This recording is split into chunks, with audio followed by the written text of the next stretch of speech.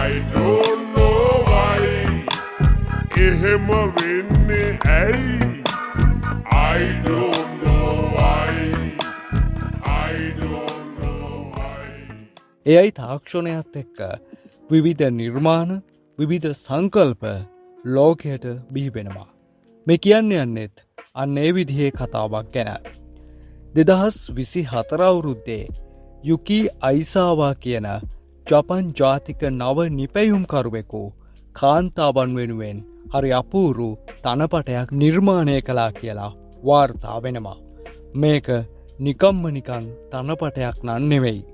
මේක නව තාක්ෂණය මුසු වෙච්ච එකක්. What? මේ තනපටේ තියෙන විශේෂත්වය තමයි ඒක ගලවන්න පුළුවන් වෙන්නේ ඒක පළදින කාන්තාවගේ සහකරුගේ ඇගිලි සලකුණු වලින් විතරයි. මේ තනපටේ අගුලේ කුඩා ඇගිලි සලකුණු සංවේදකයක් තියෙනවා. අදාළ කාන්තාවගේ සහකරුගේ ඇගිලි සලකුණ මේකට ලියාපදිංචි කළාට පස්සේ වෙන කිසිම කෙනෙක්ට මේ තනපටය ගලවන්න හම්බ වෙන්නේ නැහැ. මේක ටික කමුතු විදිහ පුවතක් නිසා එක දවසකින් මේක ලෝකය පුරාම වෛරල් වෙනවා. බොහෝ දෙනෙක් මේ පුවත හාස්‍යයට උපහාසයට ගන්නවා. ඔයාටත් මේක අහපු ගමන් හිනා ගියා නේද?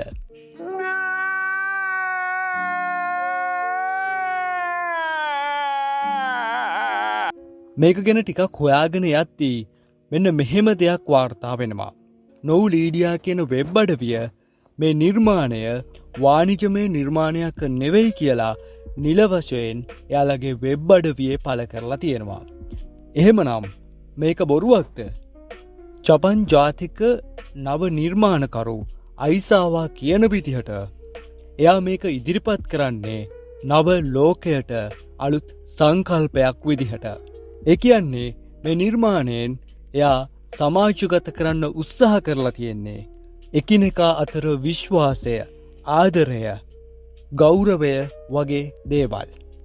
මේ කියන හැඟීම් නව තාක්ෂණයත් එක්ක මුසු වුණු අලුත් විලාසිතා සංකල්පයක් විදිහට එළියට දෙන්න තමයි සමාජගත කරන්න තමයි එයා උත්සාහ කරලා තියෙන්නේ.